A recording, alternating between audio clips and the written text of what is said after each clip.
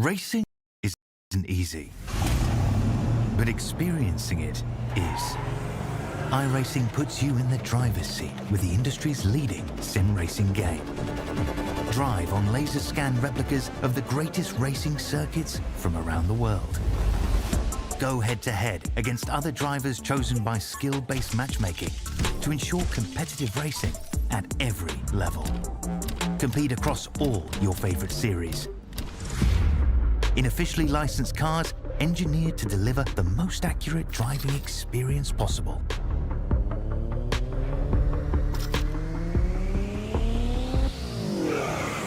Join a race or host your own with players from across the globe. Race against the computer or in a league with friends. Feel the thrill behind the wheel. Visit iRacing.com.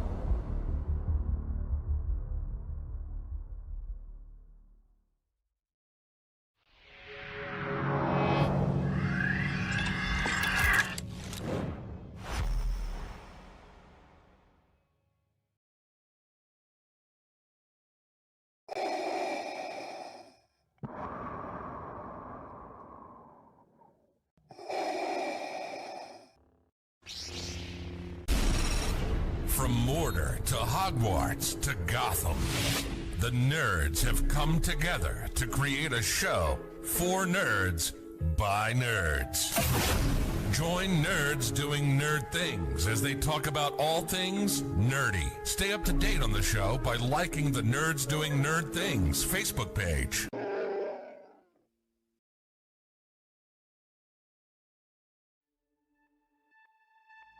It is feature time in Tulsa. Let's go green. He's got the run, but is it enough? It's a drag race to the finish. Culver goes from third to first in the last quarter. Experience the world's most legendary racing events with iRacing. iRacing special events allow any member to compete in full-length multiplayer races based on some of the biggest events in motorsports all year round. Compete in virtual endurance races such as the 24 Hours of Daytona, Spa 24, and the Nürburgring 24 Hours. Take on some of the toughest races on the NASCAR calendar, such as the Daytona 500 and the Coke 600. We have races from disciplines across the racing world, from the Indy 500 to the Chili Bowl, from the Bathurst 1000 to the Crandon Championship. Our endurance special events utilize iRacing's team feature, where members can sign up and race together on their own team, swapping drivers throughout the race. Other events use iRacing Super Sessions, where you're not only racing against those on track, but against everyone taking part. As every race progresses, watch and feel the track change, with progressive time of day, dynamic weather and rain, and dynamic track debris and surface changes. Take on your favorite discipline, or try a brand new racing challenge with our biggest races of the year, the iRacing Special Events. Learn more at iracing.com/special-events.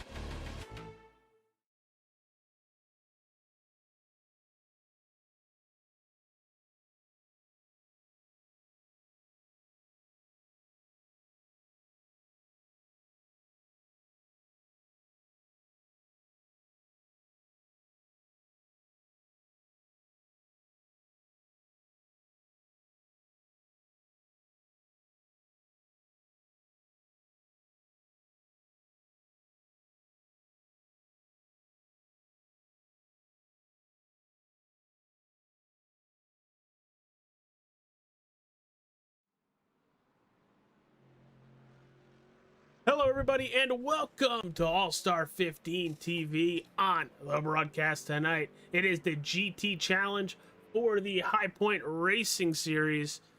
Welcome, everybody. If this is your first time on the channel, hit that like button, subscribe, follow. We are here in, I think it's called Eckhart Lake. I know Eckhart Lake.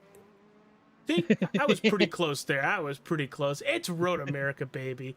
This is a very fun racetrack for a lot of these drivers. Expect low lap times, a lot of aggression, some beating, some banging, and just pure chaos this evening. But you heard his voice just moments ago. It's the one, the only king of Road America. Kidding. Joe Hutchings. No, you ain't wrong. Welcome to Cheeseland, people. How you doing, This Joe? is oh man, I am so glad we're at America's Nürburgring. I cannot wait for this race to get fired off. This is gonna be one hell of a show there, AJ. Ladies, gentlemen, boys and girls, you have no idea how much this man has been looking forward to tonight's event here at Road America. It's race number 4. We'll talk about the points in just a little bit. I've received maybe 3 or 4 phone calls on how tonight's race is going to go. Who's he thinking might, throw out a good race? It's been a very fun conversation the last week, going from Italy back to the States to here at Road Atlanta. But we have a special guest, Mike Road Campigio. America. What did I say, Road Atlanta? Yeah, and we don't have Mike Campigio today. We don't. He's not feeling good. He's under the weather. But coming in off the bench, the one, the only, it's Brandon Storr. I'm just grateful you didn't call me the Princess of Cheeseland in the intro, but really excited to be here. This track is an absolute blast to run, and I'm excited for whatever's going to go down in turn 4, because that's going to be the turn to watch all night tonight. Man, it's like he didn't You mean even turn 5? He didn't even build Turn up 5. into Turn 5. it. You're right. Qualifying is basically almost over, but let's take a quick look at the points coming into tonight's event with the GT4s.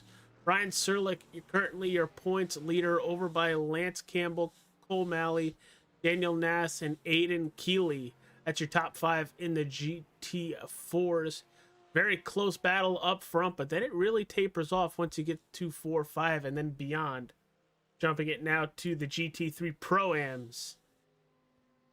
Keith Clogden is currently your points leader, over 121 points over Jed Cotterman, Mark Osner in third, Christopher Coy and Jacob Cotterman, your top 5 in the GT3 Pro-Ams. Sorry. And then jumping over to the GT3 Pros. Yeah, I figured. Daniel Pino, after a very good Imola race, is currently your points leader. Then you have Avery Hart, Lakin Shaw, Steven Smith, and Spencer Duquette, your top 5.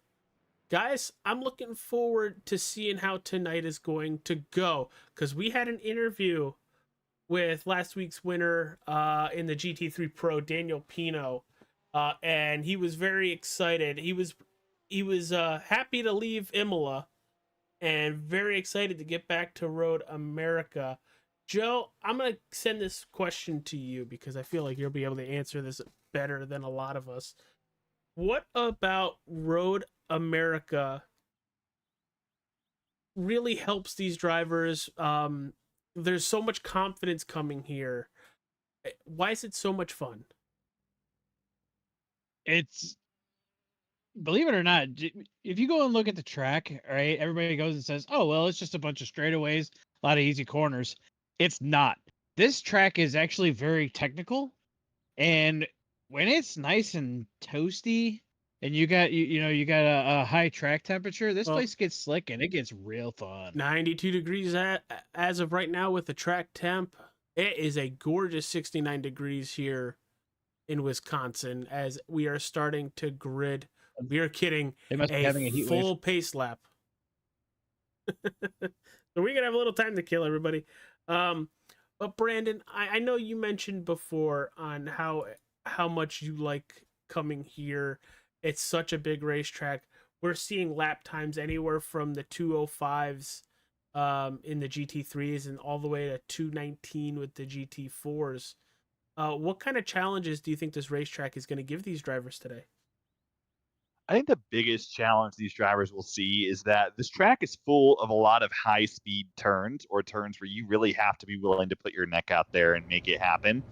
And it's going to come down to the drivers who are capable of making those turns happen. I was riding along specifically with Avery Hart during his qualifying time, which I believe he's qualifying in second. And in doing so, there's a specific turn where if your car is not hooked up, you cannot take it flat out. It's a right-hander getting really close to the end of the actual circuit. And if you don't take that flat out, there's a good chance somebody else is going to take that risk and take it flat out.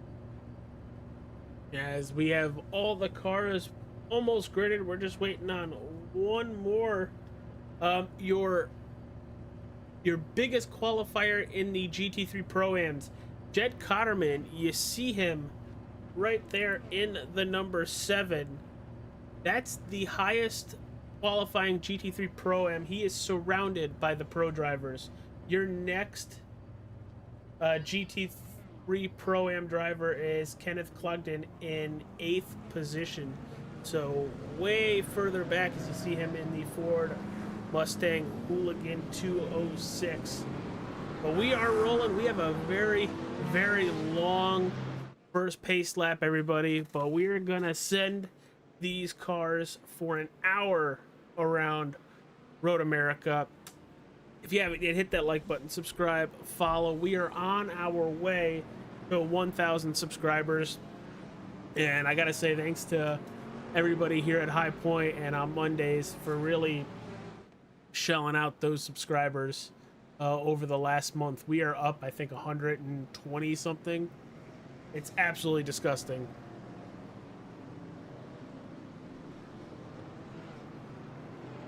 But So AJ, oh, go ahead. What? do I get to do my ride along today? You will at some point. I'll queue it up for you. I want to get this race going for a little bit. Taking this pace lap, you know, everybody's warming up their tires. Joe, when you think of getting behind the wheel, putting that helmet on, what are some of the things you were doing in a sim vehicle in one of these cars to get yourself ready for what's going to be an hour of absolute craziness? You asked the wrong person this question, because I am that person that'll sit there and crank heavy metal as loud as possible. All right, so everything I just asked Joe. Hi, Brandon. And the question one more time, AJ, just to make sure the audience understands it. So when you get in your sim rig, get into one of these vehicles, you have this very long pace lap. You know, we don't have that at a lot of these tracks. What is something that you're trying to get yourself ready for? Like, how are you getting yourself ready for this hour endurance race? Well, so the first thing I'm making sure that I'm prepared for, you see the drivers on track right now. They're single file up at the front trying to warm up their tires because they're going to want as much grip as possible going down into turn 1. Because if you get out on the outside of turn 1, your runoff area is almost zero. You're going to be straight in the gravel, and essentially chaos, the first opportunity for it's right there. From there, you just want to make sure, again, that you have the capability to hit the high-speed corners as you go further through the track. The carousel, specifically turn 9 and 10. That's going to be a challenging corner that you want to come off of really well. And then I was speaking earlier specifically about the kink and getting through that turn 11. So I'm mentally preparing myself for those corners until I can get strung out and be able to have some space on the track. As we are getting onto that back straightaway, heading down to Canada Corner, we'll start to see these drivers make their 2 wide positions. We'll really start to see the classes, at least the GT3, separate from the GT4s. We will stay integrated with the GT3s Pro and AM as they stick together. Altogether, there is 20 GT3 vehicles and 9 GT4s. Well, we're going to see pure chaos. I'm excited for this. I can't wait. Guys, pull those belts tight. We're about to have a lot of fun and possibly a lot of chaos down into turn number 1. We don't have that much longer to wait.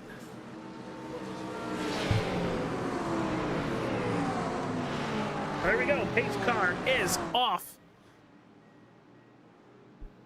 And we are green at Road America. Race number 4 of the season. Daniel Pino on that inside lane, looking for a good start into turn number 1.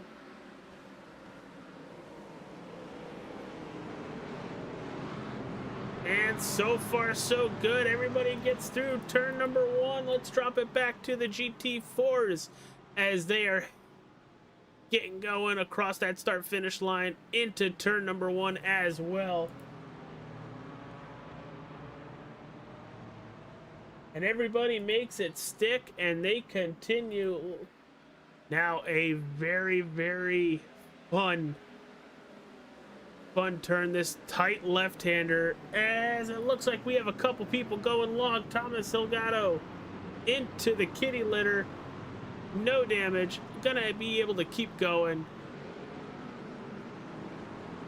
If you're gonna make a mistake, be the only one to make the mistake. Well, and on lap 1, AJ, going down into turn 5, if your equipment's not warmed up enough, you're getting the draft. In qualifying, you didn't have the draft nearly as much. You're going to make that mistake at least once. And we are already starting to see single file from everybody throughout the field. Looking at some of the passing zones, Brandon, where are we looking? Canada Corner, turn 1 and turn 5 are really your priority passing zones? Those are going to be the priority ones. You're going to see some people try and dive it into turn 8 a little bit after you get through turn 7. It depends on your run. Some people have the capability to get through turn 7 pretty well. GT4's off in the carousel. Oh, there's a couple of them, and we are missing wings on both of them.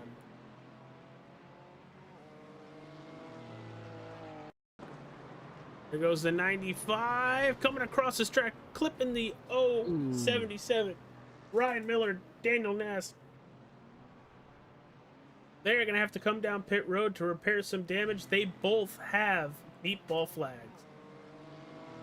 And just nowhere to go whenever you're Tokyo drifting that corner. There's nowhere you can go because you expect him to potentially oversteer and come back out. So really unfortunate.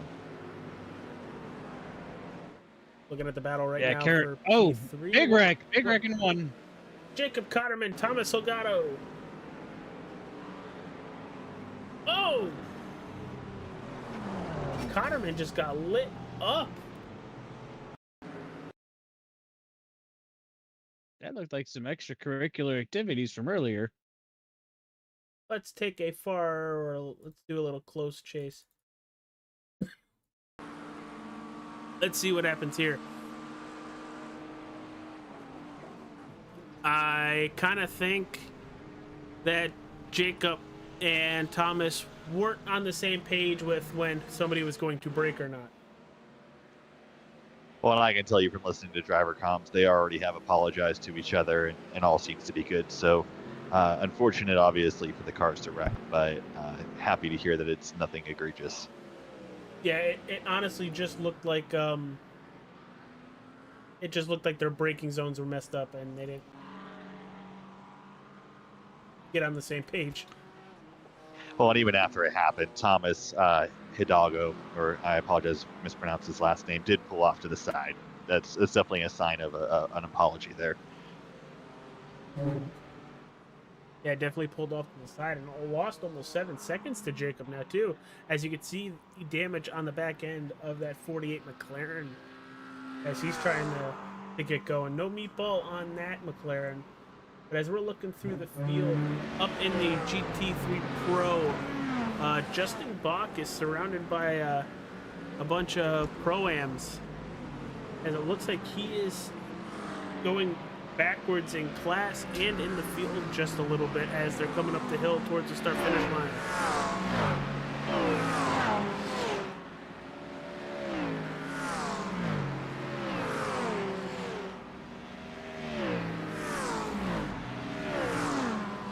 It's so fun watching the cars come up the crest of the hill coming on the front straight. Now, Joe, you've actually been here. How fun is seeing a race here? Been here. I've raced on this racetrack. Okay. Seeing Mr. a race Racer? here is seeing a race, participating in them. This place is amazing. I'm also kind of biased to this place because it was my home track for a really long time. But this is a home track for Chicago. Yeah, it's about 2 hours from Chicago. Oh, I thought it was further than that. Okay. Well, I mean, hour and 15 if I was driving, but no, elevation change. It's mostly related to, like, I've heard a lot of people compare it to Spa. You know, it's closely related to a lot of the European tracks. and that's why American drivers, you know, like this track a whole lot. It's also one of the longest road courses here in the United States at 4 miles. I would think it is the longest. I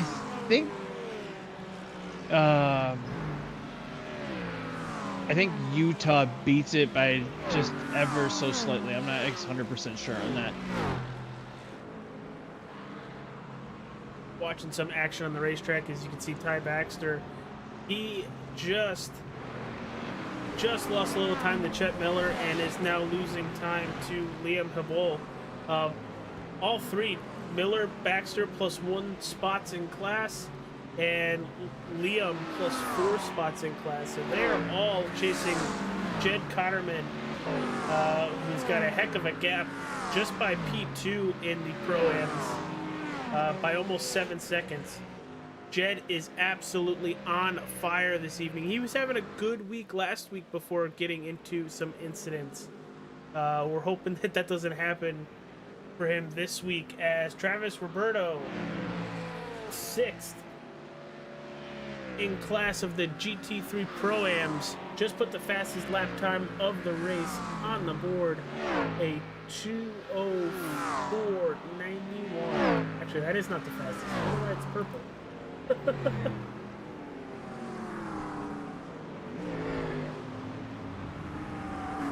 Lincoln Shaw's got a 2:04.320. I know, but it's purple on my end. I'm trying to figure out why. Well, and AJ, you've also got a really great battle between Spencer Duquette and Steven Smith as I'm going through the field. They're for P6 and P5 in the Pro Series specifically. Spencer's trying to make this move happen on Steven, and he's been marking every single corner, hitting all of his apexes, and I can tell you Steven's struggling to hit some of these apexes, but is doing just enough to keep Spencer at bay. On board with Spencer here to see how close he gets to Steven. Well, and that's where he's able to go flat out through that corner where I was saying in qualifying it was difficult for some drivers to do. And he's going to get a run through here, and where he's been catching all the way up to Steven is essentially going onto the front stretch and then through the first segment of corners. So let's stay with Spencer here, because it looks like just through the braking zones that Spencer might be a little bit better, but under power, Steven Smith is just able to pull away. Well, the Beamer's right here, got a little bit better power band.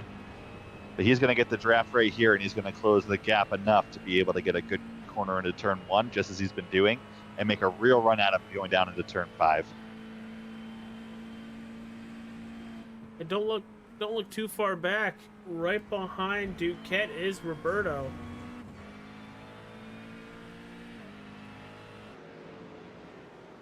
As there is the gap between the three of them. I really like Roberto's car with the trick or treat on it. Another scary movie that I really don't want to watch. Now let's not talk about watching A Quiet Place last night. Never watching that again. Nope, no sirree, Bob. But holy, well, and I'm pretty sure GT3 Pro-Ams. What a run down the inside going into turn 5. And that's how you keep a position. Kenneth Clogden, able to hold on to P2 in class, but now Brian Scott to the inside. They trade insides. Oh! Clogden sends Scott, and he's going to fall back to 5th in class. Here comes Chet Miller now as Clogden goes off. They're battling side by side. I don't know if they can stay side by side going through the kinks, so they might have to figure it out, which it looks like they do. But it looks like that 206 is not making any friends behind them, as they are all under a blanket. No, they're going to want that draft going down into Canada corner up here. That's for sure.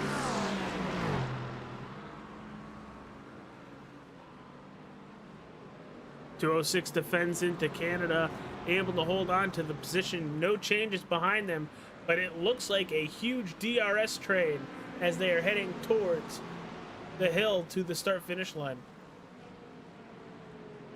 Well, you can tell Ty Baxter in the back of that pack is getting a little bit impatient. He made contact with Brian Scott going into Canada corner, but Brian Scott held onto it. Yeah, if I was Brian Scott, I wouldn't be too happy about how he was raced going about Hey, a half a Robin's lap racing. ago. Yeah, he got pushed off the Part track, of it. though.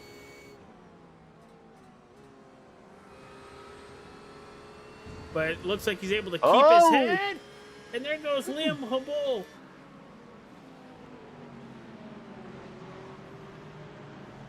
That's where I was saying at the beginning of the race. Turn 1 is such a challenge. You can see as he's coming out of the corner here, he goes just a little bit wide, and there is no room. You get a hold of that gravel, and you just got to hope you save it. Unfortunately, he tank slapped it. He does not have a meatball, so he's able to stay on the racetrack without having to come to pit road. But that left side does not look happy right now. Jump on board to see if his steering wheel is nice. Steering wheel is straight. Yeah, it's a little to the left. Yeah, just a little bit. But there was a quote from my childhood that I remember. You're not making friends with the body shop boys. That's definitely his case right now. Dang. Lakenshaw, Daniel Pino, we'll have to go back and find that pass.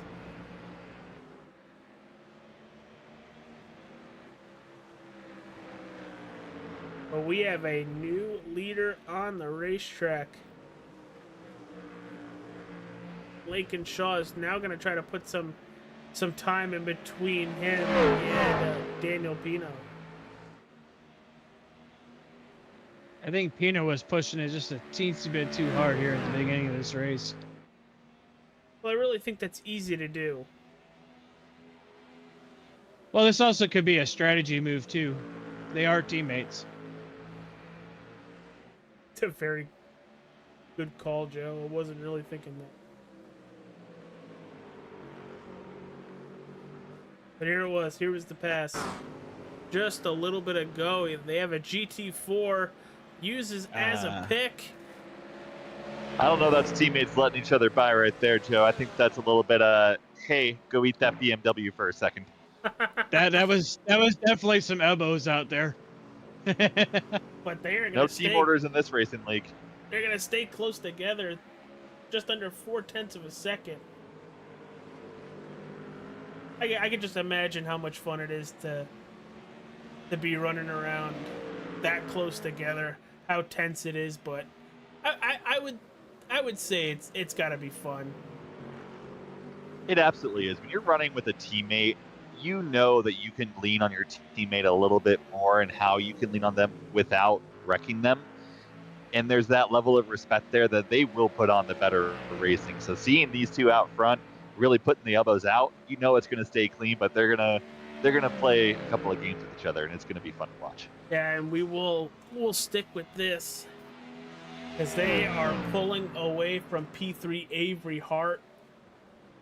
It's gonna be a Shaw and Pino show, I feel like, here at Road America, unless something happens between the two of them. We've seen teammates make mistakes before.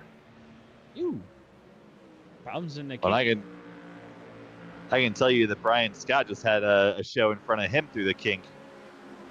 There was a GT4 car specifically that definitely made things challenging for these GT3 drivers. I think that was the same GT4 driver that got involved with Shaw and Pino. Well, that's the challenge. These cars look so similar, especially if you have BMWs out on track or if you have Mustangs out on track.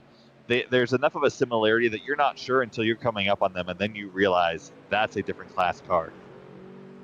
Yeah, the closing rate is so great between the two different classes.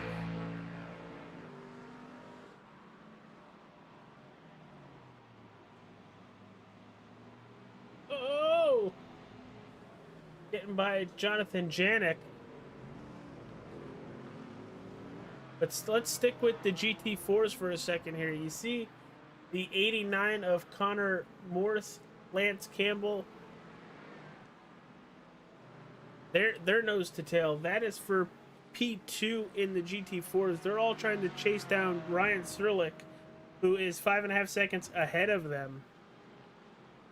Kind of on an island himself. It's kind of easy when you get a when you start getting a rhythm together here at this track, just to check out on everybody. You're not intending to do that, but you just it just happens. But you mentioned about getting a rhythm. With how big of a racetrack it is, I would assume it's a little more difficult to get into a rhythm because there's so many turns. How big it is, it takes over 2 minutes to just do a lap, Joe. Well, for me, I can build a rhythm at this place. All right, to the tune where if you give me the proper race car, I can run this place freaking blindfolded. Oh, big wreck. Leader Lakin Oh, Shaw. leader.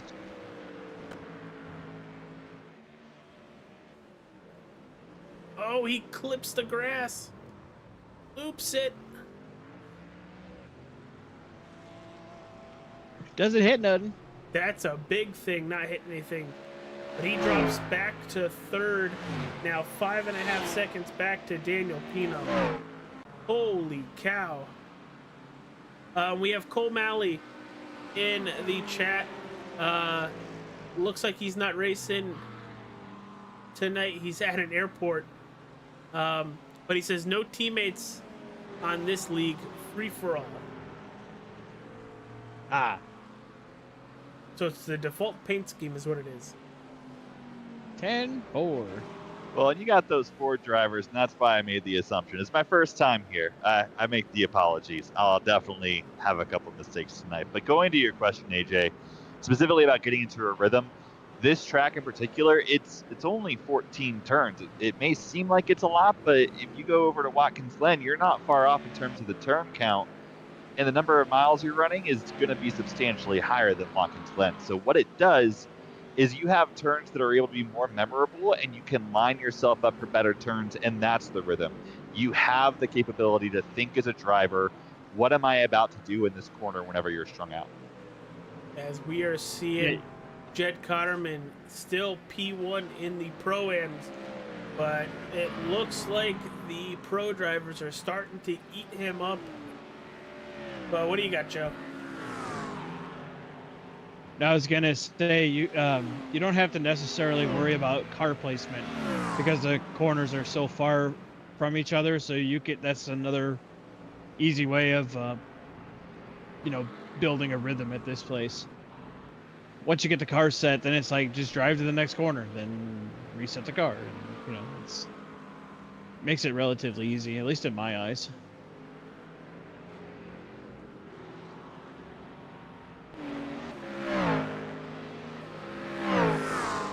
Looking for some close battles as you see Cotterman in that 7.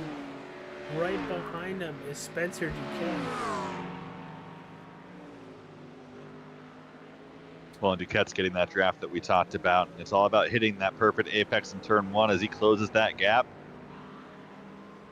How do you maintain going through turn 2, 3, 4, all the way down into turn 5? I think it's pretty cool how they split the GT3s from Pro to Pro-Am because they're the same vehicles, but they're both racing for 2 different sets of points. As it looks like we have an issue with GT4 driver Jonathan Janik. Looks like he's about ready to come up the hill. Same spot. Ooh.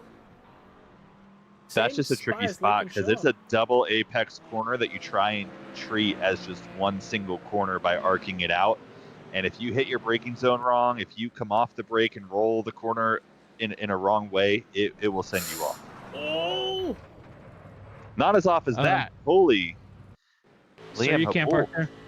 You cannot park there. I don't know if something broke or he just was done and decided to junk the car. Pretty sure that was on purpose. And I'm not talking about the suspension. And now Ryan Miller goes off track. Oh. A couple of Mercedes-Benz. And then he jumps to pit road as well. Interesting. Now, being new, are we in a point where we would have any sort of pit stops needing to be made? Yeah, we'll probably see pit stops right around halfway. Some drivers will see maybe a minute or two before halfway, as it looks like Travis Roberto is hitting pit road now. Trick or treat to the pit crew. Oh, Liam in the YouTube chat says he missed his brakes. Yeah, that's a real shame.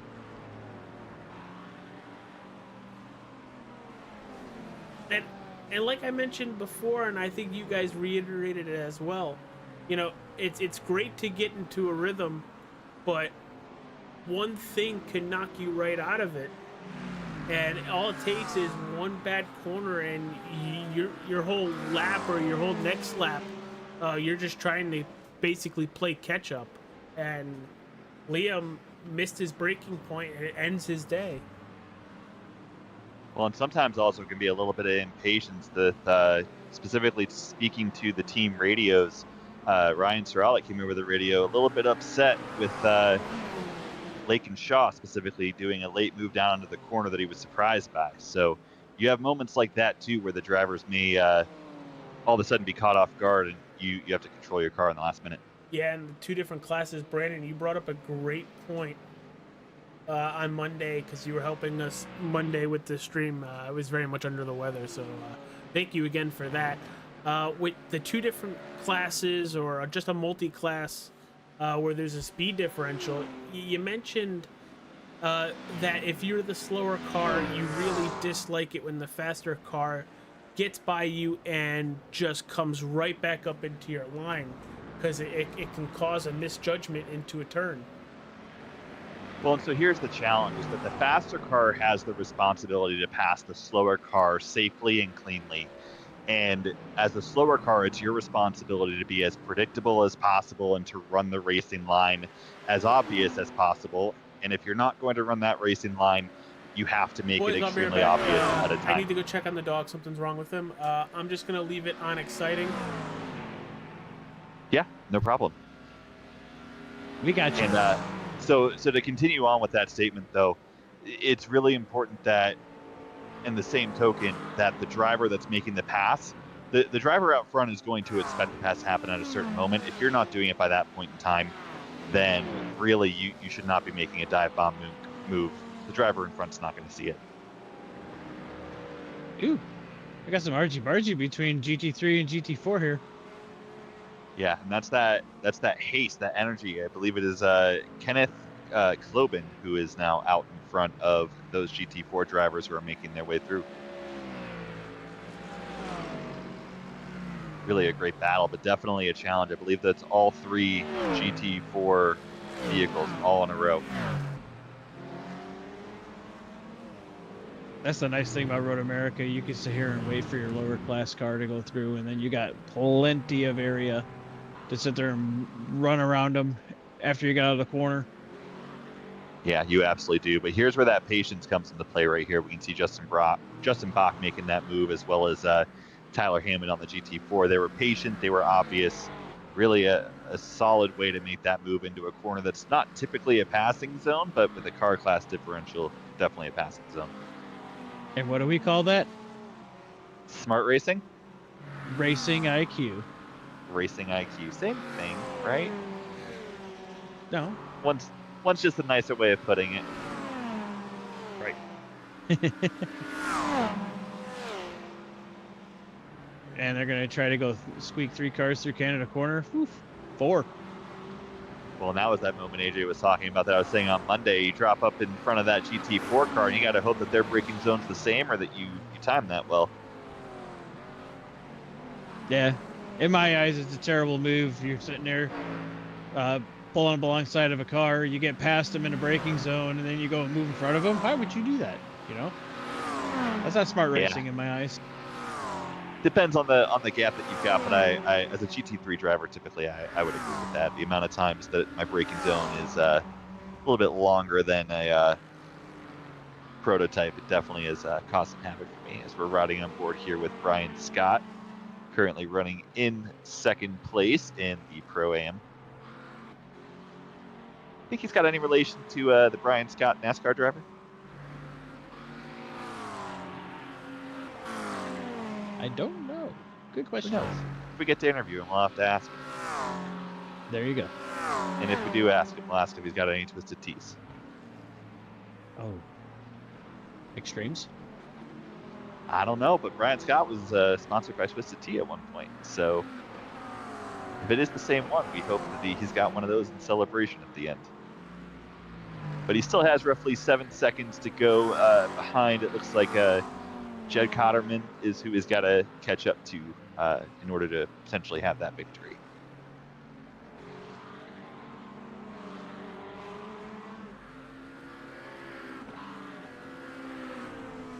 iRacing seems to think that this is exciting when there's more exciting things going on track.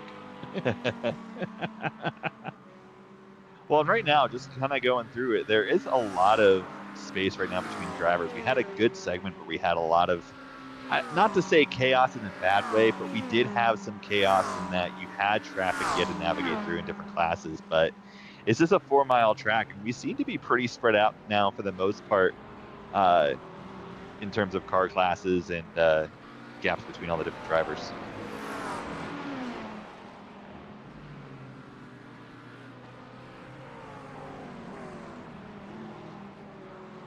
Well, right now, it looks like we got the leaders coming down pit road, as well as second place in GT3 Pro. You can see Brian Scott's making that move. It's that pit window right now.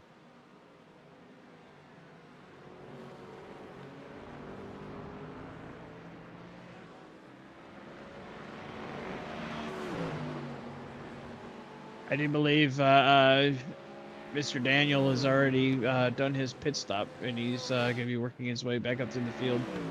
We got 2 more on pit lane, and I think Duquette is still out on track. Well, we got Lakin Shaw, who had that spin earlier in the race from the lead, and he's currently running in P6, so 2 positions back from where he probably would have been had he not had that spin.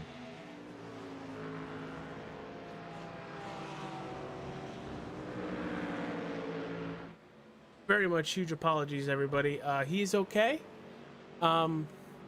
He got his arm stuck in his vest and couldn't get it out. So he was whining, and my wife was starting to freak out because she's downstairs with the baby. All good, sir. There's a joke I would like to make that remind me to make it after the stream. I love you. Thank you very much. But it looks like we've got pit stops, and everybody, for the most part, has hit a pit stop. But Kenneth Cloden with a black flag for incidents. Ooh.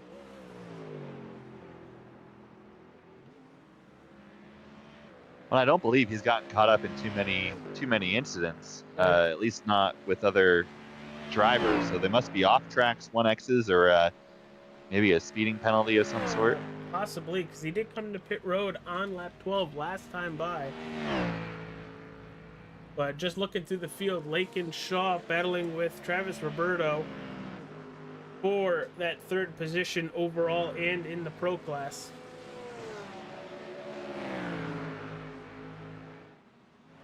Let's take a look at this battle for P2 in the GT4s.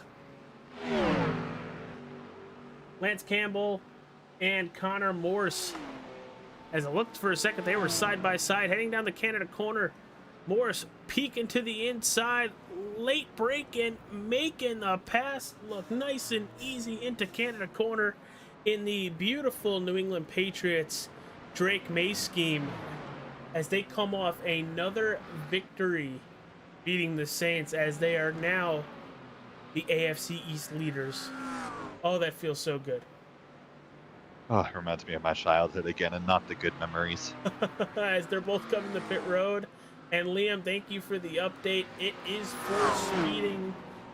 Brandon, you were right. He's going to have to come serve that penalty relatively soon. Well, and I haven't heard any comms saying that he's asking for a black flag to be cleared. Not that it would be by any means, but he is going to have to serve that here coming up. Otherwise, it's going to be no longer scored or black flagged. Now just 2 drivers yet to pit.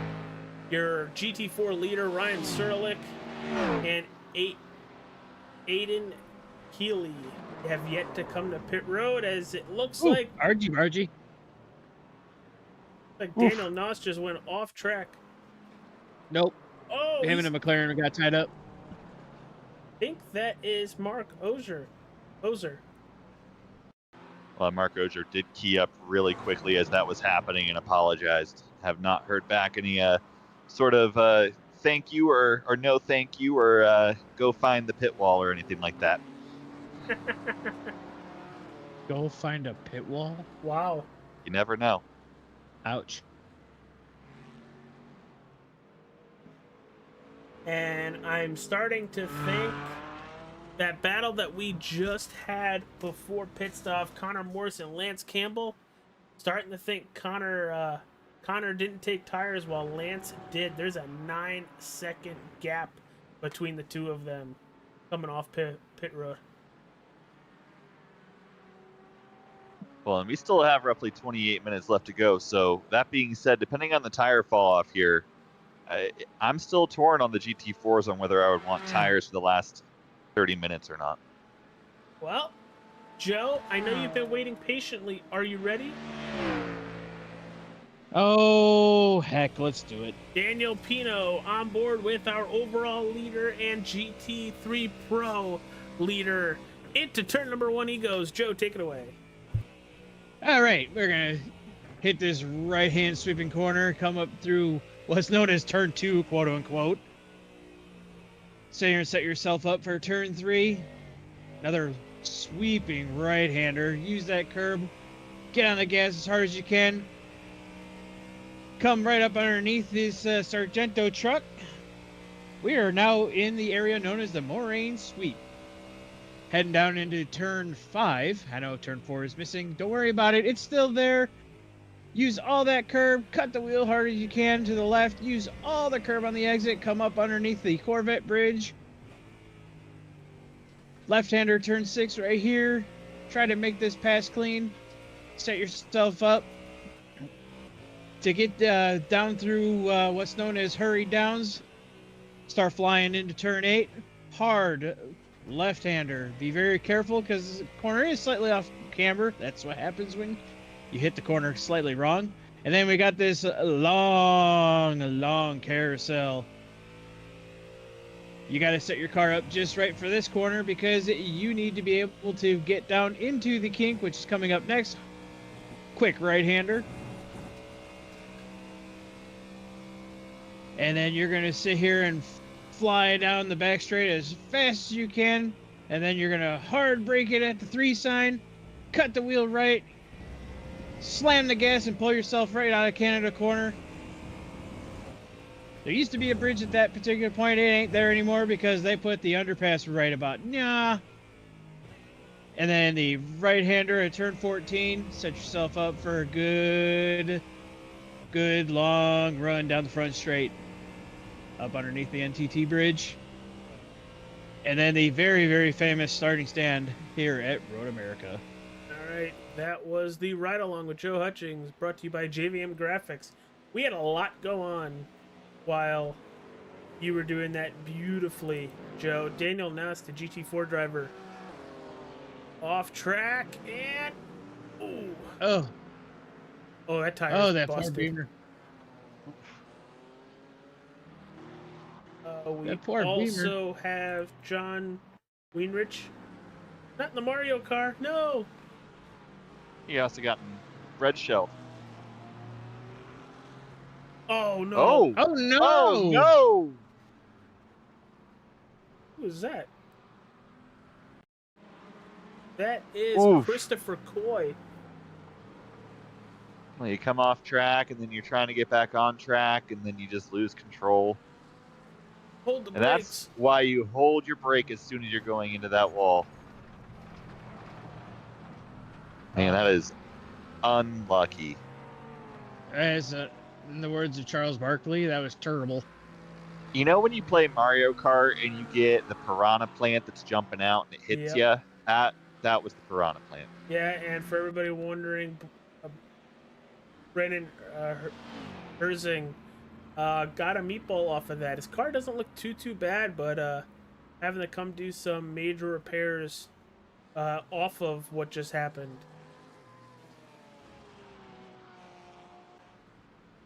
Very unfortunate on that end, but it looks like we still have a battle for that P2 overall as we are starting to see some gravel traps. James Langevin and Kenneth Floden might have gotten together, or are these two separate incidents? Oh, they're two separate incidents. There's James and Kenneth. Oh, does he just overcook it? I think he wheel hops. That looks like a wheel hop to me. Terrible spot to do that too, because off camera it's gonna throw you around like that. Ask NASCAR when they were here. I thought those races were a lot of fun. Hey, interesting fact about Turn 5. Did you know that an Indy car ended up on top of another Indy car in that corner? Wasn't that like last year? No, this was late 90s. Was it late 90s? I thought it happened recently. Yeah. No. A Ferrari caught air. It became the Italian Air Force going into Turn 5. Now, during I'm a track day. Uh-oh. Not picking on him, but another incident with Kenneth here. Well, that looks to be down, I believe, in the carousel. Isn't that where that's at? That's carousel. Yep. It is the carousel. Oh. It is a challenging corner, but he does a really great job of keeping it out of the tires. That car is broken. That's why. Look at the the left rear corner. It looked broke. Taking a look at your leaders right now, it's Daniel Pino, Lakin Shaw, and Avery Hart, your top three, and the GT3 pros. Then it's Jed Cotterman, Brian Scott, 7 seconds back, and then Chet Miller, your top three in the Pro-Ams. And the GT4s, it's Ryan Sertlik, Connor Morse, and Lance Campbell, your top three there. As it looks like we are starting to see a battle. Pino, Shaw. They're all under a blanket now, with Avery as well. All three nose to tail as they're coming up the hill towards turn number 1. Well, and Avery Hart here is going to get an incredible run. He's going to be pushing that car up because he's going to, if it's me, I'm pushing that car as far as I can so we can get closer to first place. I'm not trying to make this pass quite yet because I want to close that gap down to P1. And that's exactly what he's doing. Now, Brandon, I don't know if you noticed it, and I don't know if Joe noticed it when he was doing the ride-along with Daniel Pino. Pino was very carefully getting into these turns, not overdriving it, very gently, braking early, coasting. I think there might be a tire strategy or even a fuel strategy pull from the 88 to try to stay up front late in the game, as it looks like Trick or Treat himself is coming for it. Your top four under a second of each other. Wow, this is exciting. Well, and that's the thing with these cars.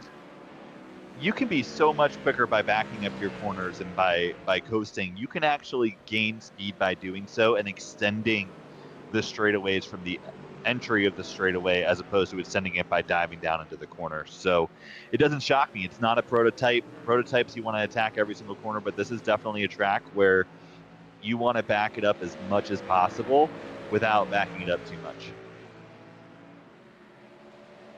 As now we're starting to see some gapping from Pino to Hart, which just moments ago. Oh, as Roberto's off track.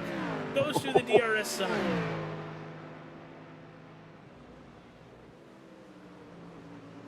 That was some risky business right there.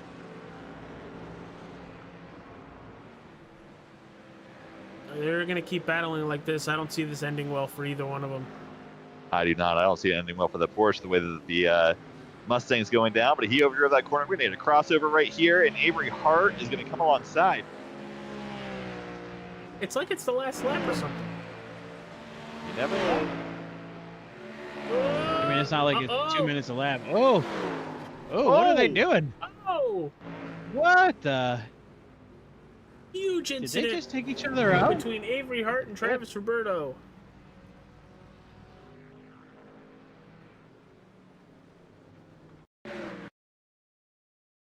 Get the chase view of this, because we saw this coming from a mile away. Just crowding each other on the front stretch. I guess our friend isn't the only one that wrecks on the front straight. And Travis I mean, Roberto jumps to pit road, but Avery Hart is falling. There goes Avery Hart now jumping to pit road. Wow. And we still have a Ooh, what do battle we got here? for P1. Daniel Pino, Lake and Shaw.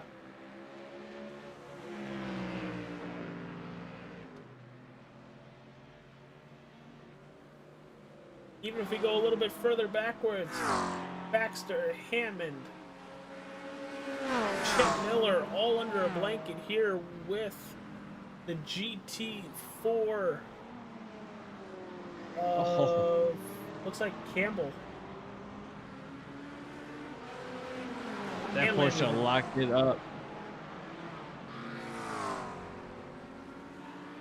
I still can't believe what we saw, boys. I can't either, and I've gone back to go look at it, and it really comes down to our favorite Halloween Mustang went over just a little bit too far. It's definitely challenging as someone who only has a single monitor and not dual screens or 3 screens to be able to fully tell where that car is on the right-hand side, and I want to chalk it up to that. We'll just have to obviously, hear later on, but just a very unfortunate misjudgment that really probably shouldn't have happened. No, it shouldn't have. And it just looks like they were overly aggressive from the time they were on the back straightaway after the kink all the way to the incident happens on the front stretch.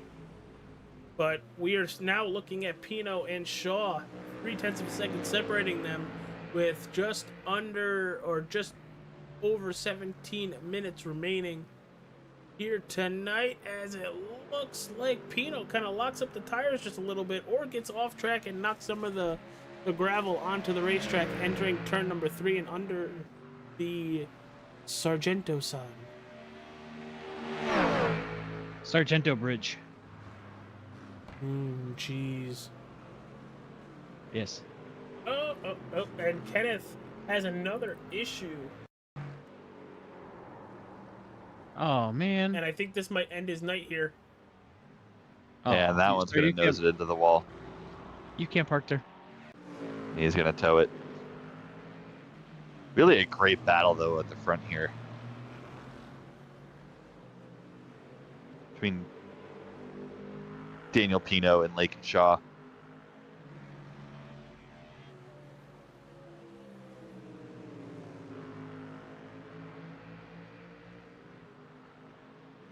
Yeah, I find that carousel to be one of the most difficult turns on that racetrack.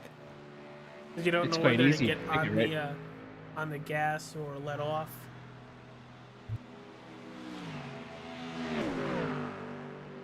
Well, it's all about how you take that specific carousel. So as you take that corner, inherently everyone wants to try and take it as low as possible, but your goal is to create it into a single apex corner as much as you possibly can. That way then you can increase your speed on entry and increase your speed on exit.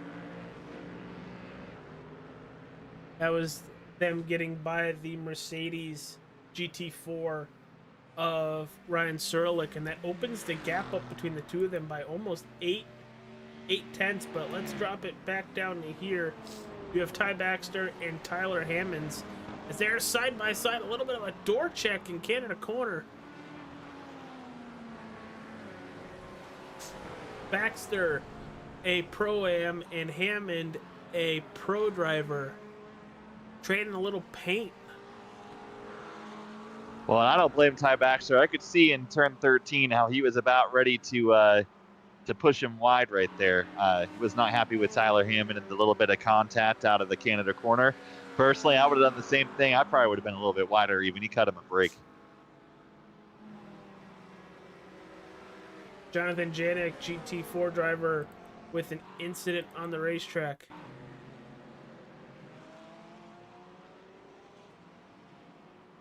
He's that Mustang taking that left-handed turn. And he's going to lock it up in the middle of the racetrack. Oh, boy.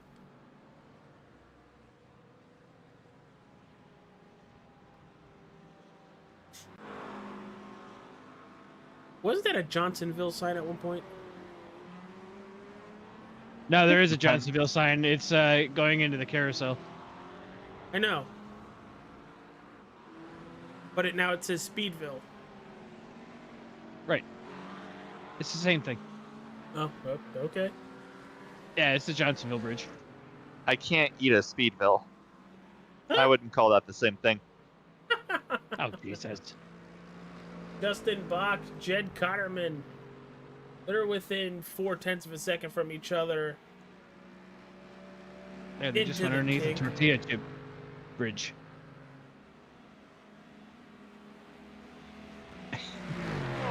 I said what I said.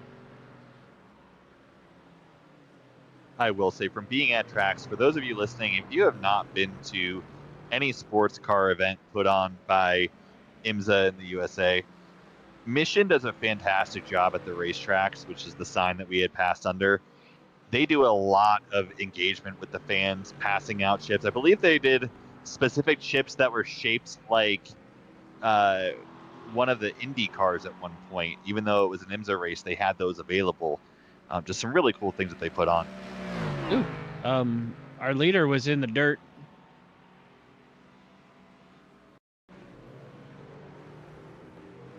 Oh, I had to go wide. That's Jonathan Janik in the 8. Well, let's see the pass for the lead.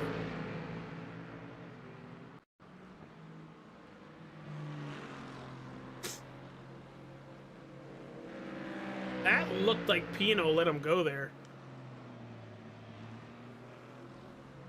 Well, in turn 7 is a turn. If you don't have the run out of it and somebody else does, you're better off letting him go and coming back for him, because turn 7's not a great passing zone. Well, Shaw is putting time on Daniel Pino. That gap is almost up to a second between the two of them.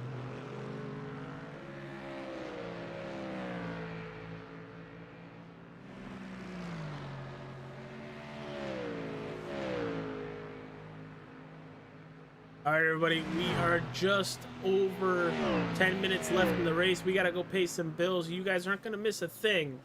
We will be right back. You know the driver, Kenny? No, I do not. But we'll be right back, everybody.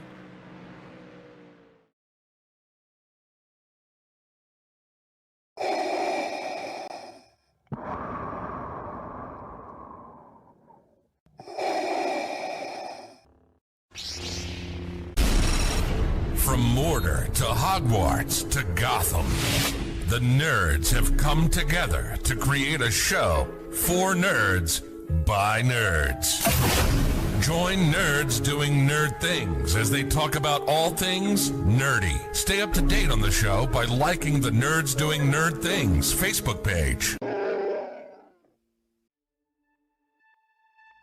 It is feature time in Tulsa. Let's go green. He's got the run, but isn't enough. It's a drag race to the finish. Culver goes from third to first in the last quarter.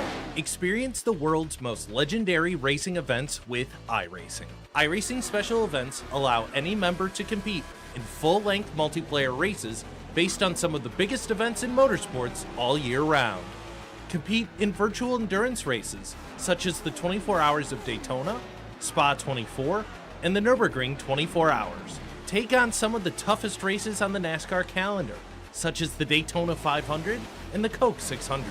We have races from disciplines across the racing world, from the Indy 500 to the Chili Bowl, from the Bathurst 1000 to the Crandon Championship.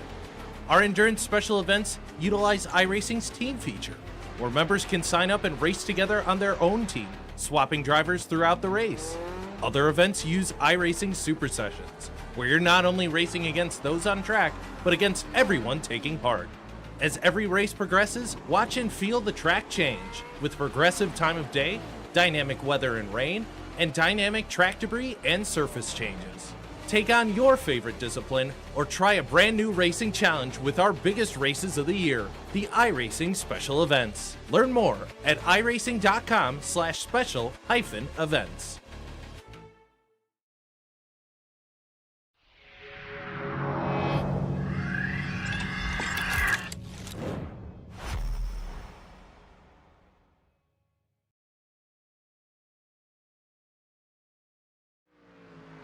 We're back, everybody, and it looks like we have another damaged vehicle out there.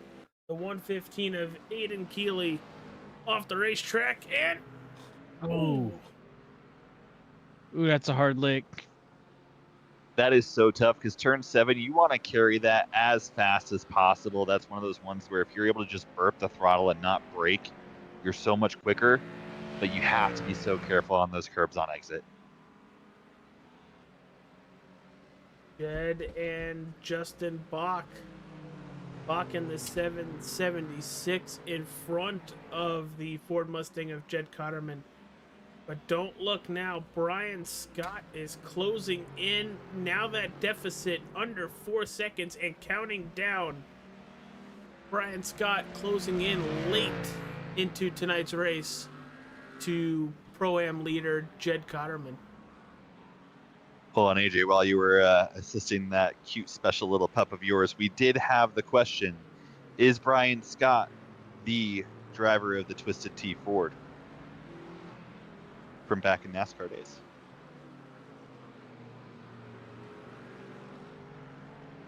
Ha! Stumped him. Stumped him. We'll have to ask if he's able to pull off this win, which he had cut down that gap whenever you were away, AJ, before. We were saying he had a 7-second gap to Jed Cotterman. He's cut that down to 3 seconds, which is really, really impressive.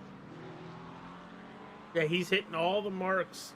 While I really think Jed is doing a really good job, I think he's worried about Justin in front of him and not worried about just running his race.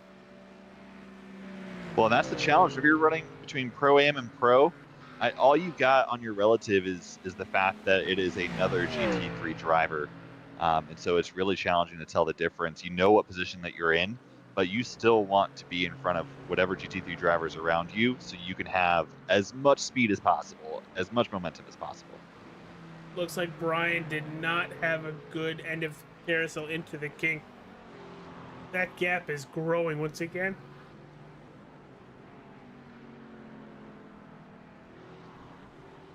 Oh, He's going off track here. He's pushing as hard as he can, but that's not where you want to push. Those corners where you have a long straightaway, those are the ones where you want to hit your marks. You don't want to overdrive those. It's better to overdrive, a Canada corner or even overdriving turn 8. Those are the ones where you can take that risk. Yeah, you want the run down the longer straightaways. Absolutely. You guys want a fun fact about Road America? What you got, Joe? The term agricultural racing was started here. That's where Mike Joy got it from. I could see. Is it why. because everyone tried He to was be racing a Honda lawnmower? Sure. He was here for a historics race, and the announcers went and said that somebody was trying to do some agricultural racing, and that's where he got it from. No joke. Well, and then they told Mike Joy you can't say that anymore, and they took all the grass out of Watkins Glen. Ah, you're right. Now there's runoff everywhere. Everywhere is the racetrack now. Well, and to let you know, we've got Aiden Keeley, who is spun it around in turn 5 and is off track right now. Yeah, we're looking at it now as he's coming down the hill. Everything looks good. And just Yep, that's that off-camber corner. That's that off-camber corner. 5, 4. Yeah, it depends on how you roll off the brakes and if you're locking them up 2. and if you'll rotate. Oh, yeah. Yep, he went down to second. He went down to second. 1, 2, 3, 4, 5, 4, 3, 2, 1. Two. Oh, yeah. Yep, he went down to second. 1, 2, 3, 4, 5, 4, 3, 2, 1. Well, I can tell you that's not where it ends. He's going to get back on track, and he did his best Subaru rally car impression in turn 6 as well. We're looking. Hey, so agricultural racing. Just a With little the bit. Jaguar? Or is that the Aston Martin? That's the Aston Martin. I don't know if the Bridgestone PGA Tour is going to hire him for any golf course work, though. Brandon's got jokes. He will be here all week. I show up and do what I can. And you're doing a wonderful job, and we appreciate it. Anytime. Always happy to help out. You do a great job at all the broadcasts. Obviously, if I'm not on here, I'm watching as much as I possibly can. And I can tell you this series has been a very fun series to be able to tune into and watch as well. These drivers have a lot of skill. And really happy as we're closing out here. It looks like we've got roughly just under 4 minutes to go. Yeah, this race has flown by as it always does. But with everything being the way it is, I gotta think, unless something happens to Shaw, Cotterman, or Surlick, we're gonna have them as our winner. Surlick has a 31.5-second lead. Cotterman right now is still working on a 4-ish second lead, and Lake Shaw, once getting by Daniel Pino, has really stepped on the gas and has pulled away by almost 7 seconds.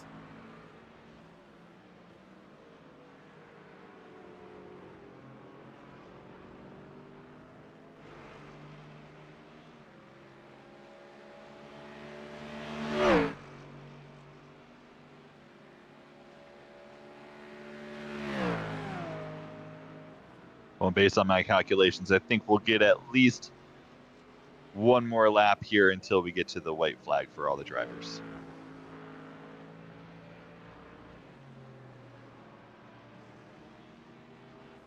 As we're looking at just about 2.5 minutes remaining, your leader right now on your screen is Lake Shaw out of turn 3. Yeah, I'm trying to do the math quickly in my head. I think you got that basically spot on. He should get the white flag next time by. But Ty Baxter coming to pit road, very much an unexpected stop. He's given up right now just 2 positions so far. Jacob Cotterman is just getting on that front stretch. Ty Baxter going from P3rd in class now to P4, down to P5.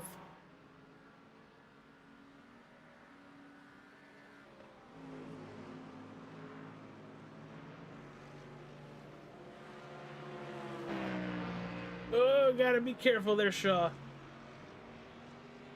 Yeah, the last thing you want to do is be overly aggressive, or even in that instance, under aggressive. Sometimes those GT4 cars expect you to do something, and if you're too timid, it can mess up the whole corner just as much.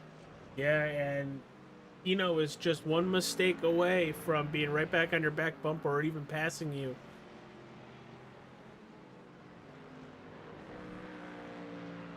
Shaw's going to take that right-handed turn up the hill, is going to grab the white flag at the top. And he's coming to pit road. What? Do you think that was it? No, I don't think they can make it. Daniel Pino gonna take the lead and grab the white flag. Steve Smith now coming on pit road. Well, it's a matter, did you save enough fuel or did you not? This is going to be a battle for all the drivers. Oh, this is game-changing. Shaw drops down to 3rd. 4th for Steve's 5th. 5th for Steve Smith. Justin Bach gets by.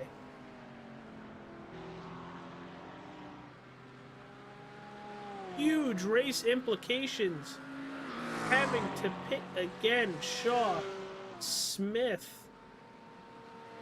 And you have John Weinreich having to come down pit road. Well, that has to be gut wrenching. If you know you Jacob cannot make Cotterman another now. lap. Go ahead, Brandon. No, that I'm just saying that has to be so gut wrenching. If you know that you cannot make it another lap and you're taking the white and you're in the lead, you have to be confident you cannot make it. But Brandon, at what point do you think they realized that they were gonna be short? You know, I know it's a 4-mile racetrack. Could it have been that difficult to save one lap? It depends on when they came down pit road. If I do remember correctly, specifically, I believe it was Lake and Shaw who had came down pit road after, or I'm sorry, before Pino had come down pit road. And we had discussed about how there was a little bit of difference disparity getting spun out versus not spun out. Pino got spun out, if I remember correctly, at the beginning of the race by himself, but that could have been the difference maker in terms of how much fuel he was able to save. There he is, Daniel Pino, the final turn coming up the hill, celebrating. Last week, a win in Italy. Today, a win at Road America. Jed Cotterman with just a couple more turns off the racetrack he goes. With a 3-second lead, Brian Scott doesn't have anything for Jed Cotterman. Up the hill, grabs the checkered for the GT3 Pro-Ams.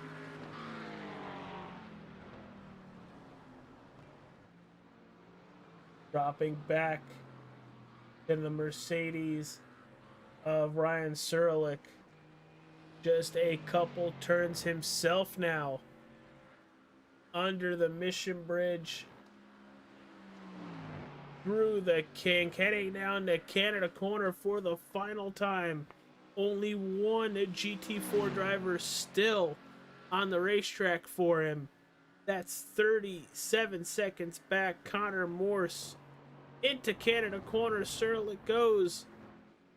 Nobody in sight.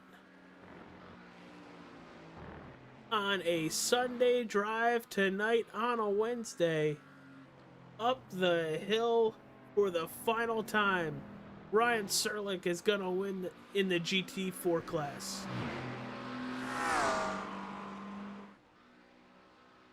Way to go, drivers. Well, I can tell you, I went back and just looked at a couple of laps as to when everyone pit, and everyone pit on lap 12, and it came down to if they saved fuel or if they pushed. Yeah, I had Daniel Pino on 12, Duquette 13, Bach 13, Cotterman 13. Apparently one lap made that much of a difference.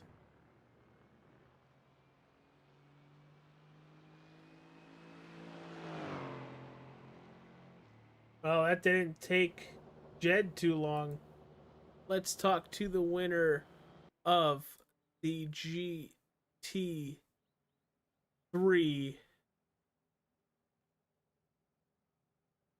Pro-Am. So I'm trying to get everything right.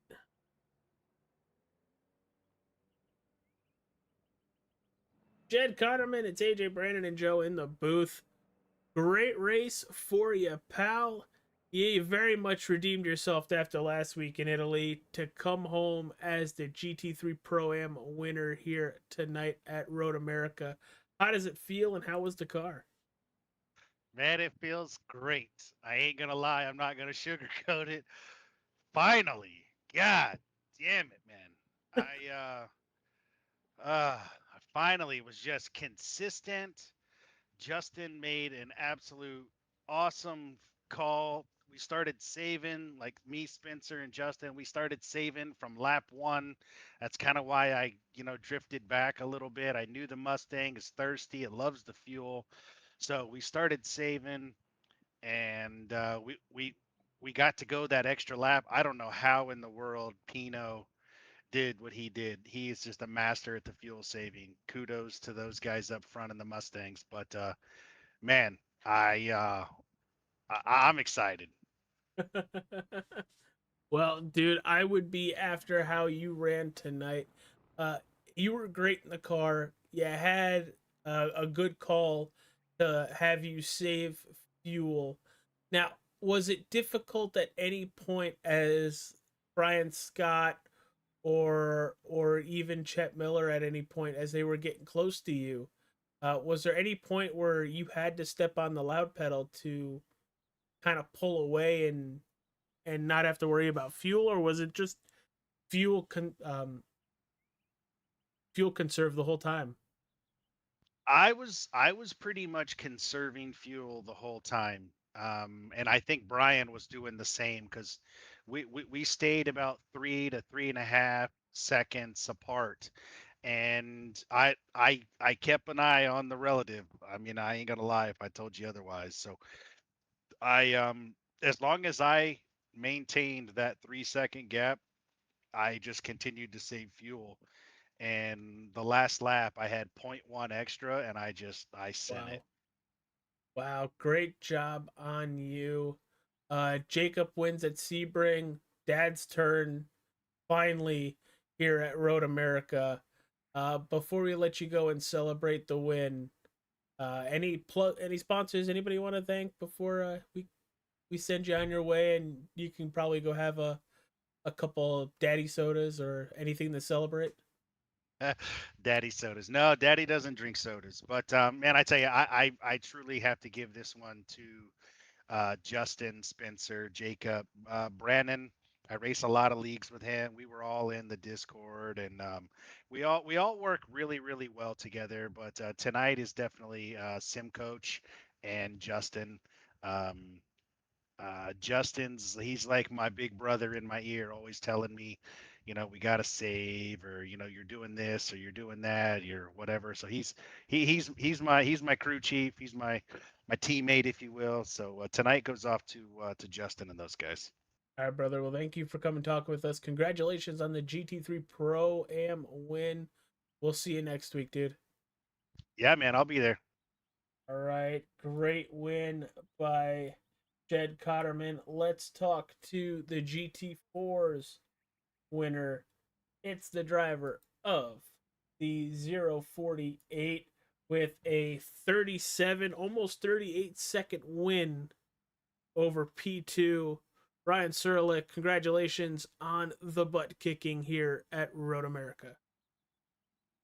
Thank you. I actually have a really weird request. I was wondering if I could give my interview to Connor, my teammate, Yeah, because I feel like he had a more interesting race than me. So, yeah. Why don't you stay down here and we'll talk to Connor as well, as we'll pull Connor in here. P2, dude, you had a fun race. You were fun to watch. How was it out there, pal? We had some moments there, but I'm really happy with the result. I can't thank Ryan enough for giving me help with like deadlines and whatnot. I was feeling pretty confident coming into Road America. I think that it's one of my better tracks, and then Ryan was able to like propel me across the line there a little bit. So I can't thank him enough. Dude, we were watching how everybody was basically running, and it looked like you had a couple incidents throughout the race, but how was it in the race car trying to bounce back from that and holding on to that P2 finish?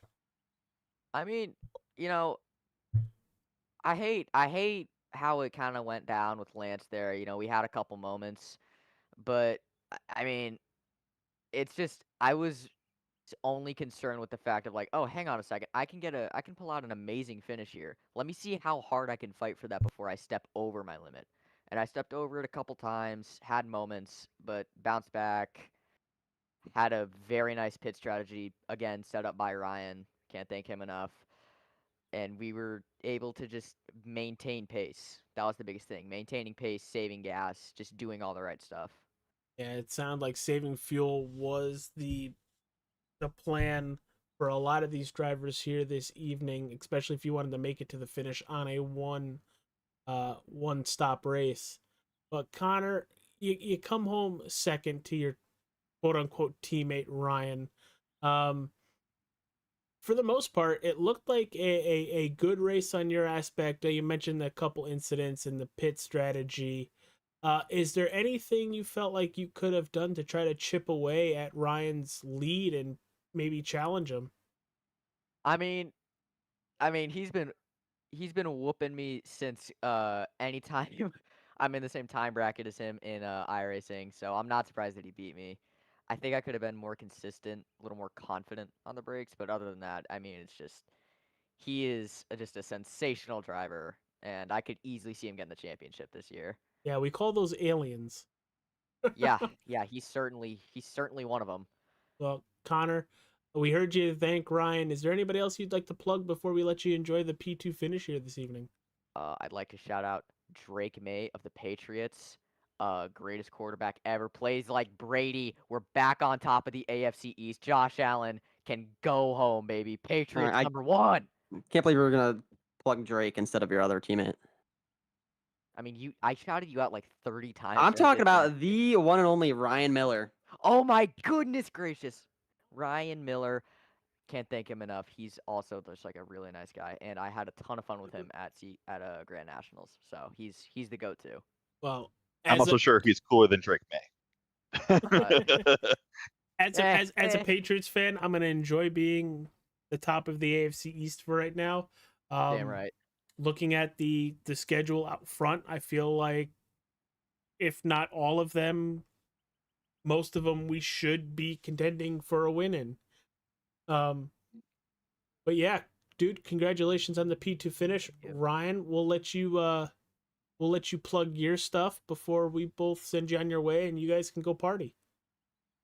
My only plugs are Twin Turn, Sim Racing, Loki Racing, all the sponsors on my car, and obviously my two teammates. Connor drove a great race, and Ryan, who got taken out at the start.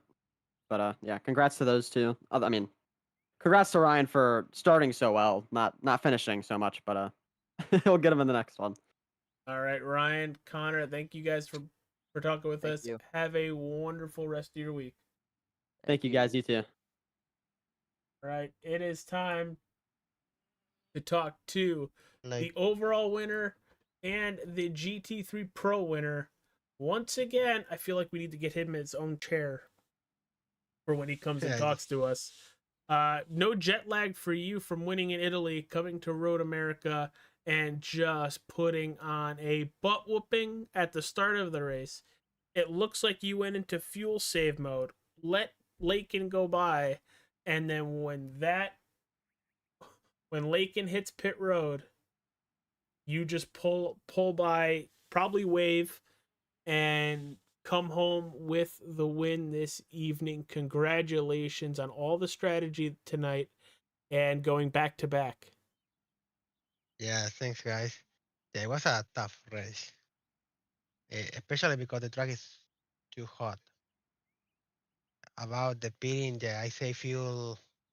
I start to save fuel like 3 laps to pit, and then they all after the pitting full save. I had to save like 3 gallons. Wow. So yeah, so I see that Lake and short the gap, and I was with in Discord with him and Avery, and I was like, bro, you are saving because you just short me the gap like 4 seconds. And he said, yeah, I am leaving the gas. And I say, how many laps to go? 8. And he says 7. Oh, you're cook. And then I let by because he was trying to like do the more gap that he can. So when he exits the pit, don't be too far of me. But yeah, I have all in my mind. I had like 0.2 when I finished the race. Well, great job. Way to save some fuel. You mentioned that the track was hot. What was the biggest thing out there that you were having to deal with outside of the track being hot? The car, the Mustang. Normally, that car loses the rear very easily in the throttle. So with the hot track, especially in the last corner before the straight to finish line, the car try to lose the rear, and you can't put the gas. You have to put like 20% or 10. So that is playing a lot. The other, the traffic. I didn't pit for tires, so I managed well, uh, helping me with the traffic. Well, dude, once again, another great race by you. Another win. Going to be able to extend your points lead in the GT3 Pros. Next week, what are we expecting out of you? Uh, I have no idea what track is. I think it's a Gav. Oh my I think that's how you god. say that. Algrave. Yeah, I saw Garb. Yeah, I expect finish last in that race. Okay. To be honest. Okay, that's off pace for you. Yeah, Haven't I heard that never before. touched the track. I never touched that track. Well, you heard that here first, everybody. If Daniel Pino does not finish last in the GT3 series, he definitely pulled something out of his butt. Yeah, I hope to practice a little. Well, dude, you put yourself with a good points lead for yourself to have a race. So Yeah. great job tonight. Rest up, enjoy the win, and hopefully we get to talk to you at some point next week. Yeah, thanks, guy. All right, that is your overall winner and the GT3 Pro winner, Daniel Pino. Brandon, I'll start with you. Take us home. Man, just overall, a really great race. Everything that I've seen throughout your broadcast of this series, just being able to broadcast for it, it made it fantastic. So, really happy to see that drivers were courteous, they were clean when incidents happened, they were respect, and just put on an amazing show overall. Love to be able to see the behind the scenes. So, really looking forward to next week. Off to Joe Hutchings. This was a really good race. They did not disappoint. There were a couple of scuffles, but that's to be expected. Very, very clean, and it was exciting to watch.